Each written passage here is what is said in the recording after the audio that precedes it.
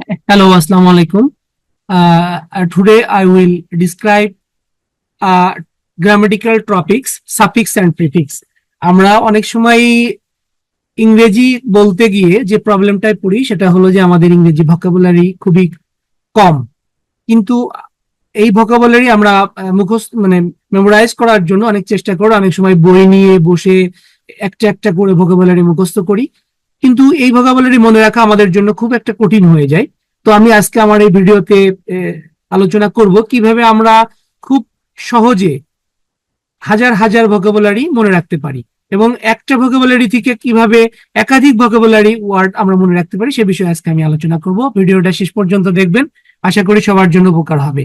আমি আজকে প্রথমে বলে রেখেছি যে আমি আজকে আলোচনা করব সাফিক্স এবং প্রিফিক্স। এই সাফিক্স এবং প্রিফিক্সটা কি, এটা আমরা সাফিক্স এবং প্রিফিক্স এর সম্পর্কে অনেক আমাদের প্রত্যেকেরই কম বেশি ধারণা আছে। সাফিক্স হলো যে ওয়ার্ড, সেই একটা মূল ওয়ার্ডের সাথে সাফিক্স সাধারণত মূল ওয়ার্ডের পূর্বে বসে এবং প্রিফিক্সটা হলো একটা মূল ওয়ার্ডের সাথে পরে বসে। এই হলো সাফিক্স প্রিফিক্স এর মূল যে বিষয়, সেটা আমরা জানি। কিন্তু এই সাফিক্স প্রিফিক্স কিভাবে একটা মূল ওয়ার্ডের পূর্বে বসে একটা নতুন শব্দ গঠন করে এবং একটা মূল ওয়ার্ডের পরে বসে প্রিফিক্স পরে বসে কিভাবে নতুন শব্দ গঠন করে, সেটাই হলো আমাদের আজকে দেখানোর বিষয়। এবং আমরা এই সাফিক্স প্রিফিক্স কে ভালোভাবে আয়ত্ত করার ফলে কিভাবে একাধিক শব্দ মনে রাখতে পারি সেটা আমি এই ভিডিওর মাধ্যমে আপনাদেরকে দেখিয়ে দেব। আর তার আগে আমরা একটু জেনে নিই সাফিক্স এবং প্রিফিক্সটা কি। আপনারা আমার এখানে দেখতে পাচ্ছেন, স্ক্রিনে দেখতে পাচ্ছেন প্রিফিক্স এবং সাফিক্স। প্রিফিক্স এবং সাফিক্স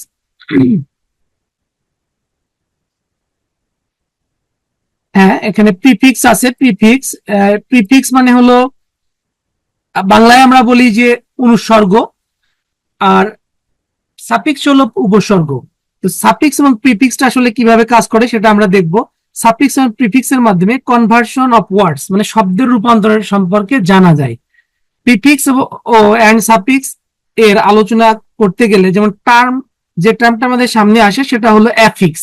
এখন আমাদের জানতে হবে, আমরা তো আগেই জানতাম যে সাফিক্স এবং প্রিফিক্স, কিন্তু অ্যাফিক্স সম্পর্কে আসলে আমাদের এরকম কারোর সেমন ধারণা থাকার কথা না।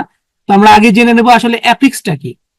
তো অ্যাফিক্স মানে হলো জুড়ে দেওয়া। অ্যাফিক্স একটা স্পেসিফিক শব্দ যার অর্থ হলো জুড়ে দেওয়া।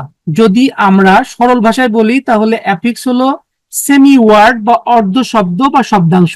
এর কখনো স্বাধীনভাবে অর্থ প্রকাশ করতে পারে না, আবার এদের নিজস্ব স্বাধীন কোনো অর্থও নেই। কিন্তু যখন কোনো রুট শব্দ ওয়ার্ড বা মূল শব্দের সাথে অ্যাটাচ বা ফিক্স করে দেওয়া হয় তখন ইয়া সম্পূর্ণভাবে একটা স্বাধীন অর্থ প্রকাশ করে। এখন দেখেন, আমরা এই অ্যাফিক্সকে তিন ভাগে ভাগ করা হয়। একটা হলো প্রিফিক্স, সাফিক্স আর হলো ইনফিক্স। তো প্রিফিক্সটা কি আমরা আগে জেনেছি যে একটা মূল শব্দের আগে যে ওয়ার্ডটা বসে সেটা হলো প্রিফিক্স। সাফিক্সটা হলো একটা মূল শব্দের পরে যে ওয়ার্ডটা বসে এবং নতুন অর্থবোধক শব্দ প্রকাশ করে সেটা হলো সাফিক্স। আর ইনফিক্স, ইন মানে আমরা জানি হলো মধ্য।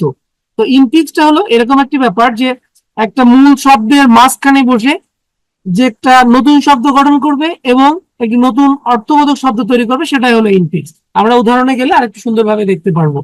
নিচের ডায়াগ্রামটা আমরা যদি একটা লক্ষ্য করি তাহলে প্রথমে আমরা দেখেছি অ্যাফিক্স। এই অ্যাফিক্স থেকে আসলে প্রিফিক্স, সাফিক্স এবং ইনফিক্স আসে। তো আমি ডিসক্রিপশনে বলেছি যে প্রিফিক্সটা হলো মূলের আগে বসবে, আর সাফিক্সটা রুট ওয়ার্ডের পরে বসবে এবং ইনফিক্সটা হলো রুট ওয়ার্ডের মাঝখানে বসবে। এখন আমরা প্রিফিক্স এর কিছু উদাহরণ দেখি। প্রিফিক্সটা হচ্ছে, দেখেন প্রিফিক্সটা হলো যে রুট ওয়ার্ড বা মূল শব্দের পূর্বে যে অ্যাফিক্স গুলো যুক্ত হয়ে নতুন শব্দ তৈরি করে তাকে প্রিফিক্স বলে। যেমন ধরেন, দেখেন আমরা এখানে একটা শব্দ জানি অনেস্ট। অনেস্ট মানে হলো সৎ, কিন্তু এই ডিজ একটা প্রিফিক্স যুক্ত হয়েছে। ডিজ এর কিন্তু ইন্ডিভিজুয়াল আসলে কোনো মানে নেই, কিন্তু এই অনেস্টের আগে যখন আমরা ডিজ প্রিফিক্স হিসেবে বসাই দিব তখন কিন্তু ডিজ অনেস্ট তৈরি হবে একটি নতুন অর্থবোধক শব্দ তৈরি হবে। সেম ভাবে হ্যাপি হলো একটা ইন্ডিভিজুয়াল অর্থবোধক শব্দ। তার আগে যদি আমরা আন লাগাইনি, এই আনটা কিন্তু একটা প্রিফিক্স, কিন্তু এর কোনো অর্থ নাই। কিন্তু যখন আমরা হ্যাপির সাথে বসাই দিব তখন আনহ্যাপি তৈরি হবে, মানে নতুন অর্থবোধক শব্দ তৈরি হবে। ইম্পসিবল সেইভাবে গঠিত হয়েছে।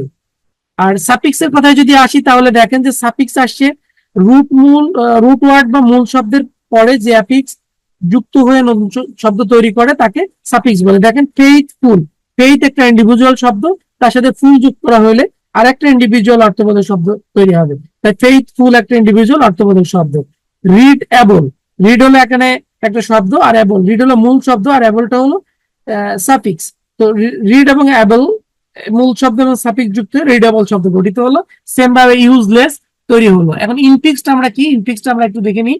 যে আমরা বলেছি যে রুট ওয়ার্ড বা মূল শব্দের মাঝখানে পূর্বে প্রিফিক্স বসে যেমন নতুন অর্থবোধক শব্দ তৈরি করে, পরে মূল শব্দের পরে সাফিক্স বসে নতুন অর্থবোধক শব্দ তৈরি করে, এবং মূল শব্দের মাঝখানেও পরিবর্তন হয়ে কিন্তু একটা অর্থবোধক শব্দ তৈরি হয়। আর যে ওয়ার্ড, যে ভাওয়েল বা কনসোনেন্ট বা যে কোনো ধরনের একটা অ্যালফাবেট চেঞ্জ হয়ে শব্দের মাঝখানে বসে বা পরিবর্তন হয়ে নতুন অর্থবোধক শব্দ তৈরি হয়, সেটাই মূলত ইনফিক্স। দেখেন আমরা এখানে আছে অ্যাবল, অ্যাবল মানে আমরা সক্ষম, কিন্তু অ্যাবলকে যখন আমরা অ্যাবিলিটি লিখেছি, অ্যাবল থেকে কিন্তু অ্যাবিলিটি এসেছে।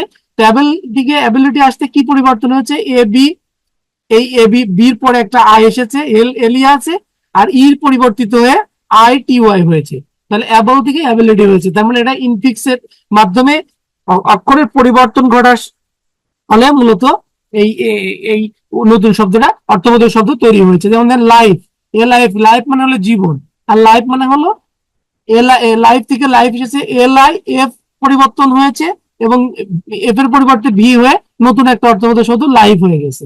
তো আমরা এই হলো আমাদের সাফিক্স, প্রিফিক্স এবং ইনফিক্স সম্পর্কে আমরা জানতে পারলাম। আমি ভিডিওটি আর লেন্দি করব না, আমি এই সাফিক্স, প্রিফিক্স এবং ইনফিক্স এর আরো বেশ কিছু উদাহরণ আছে, যেটা আমি যদি এক ভিডিওর মধ্যে বলতে যাই তাহলে ভিডিওটি অনেক বড় হয়ে যাবে।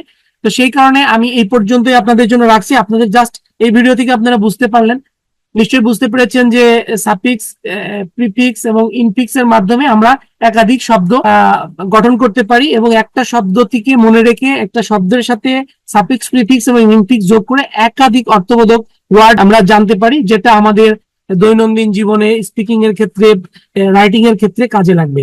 তো আমরা এই ভিডিওটাতে, এর পরবর্তী ভিডিওটাতে আরো সুন্দরভাবে সাফিক্স, প্রিফিক্স দিয়ে কিভাবে একাধিক মূল শব্দ তৈরি করা যায় সে বিষয়টা বর্ণনা করব।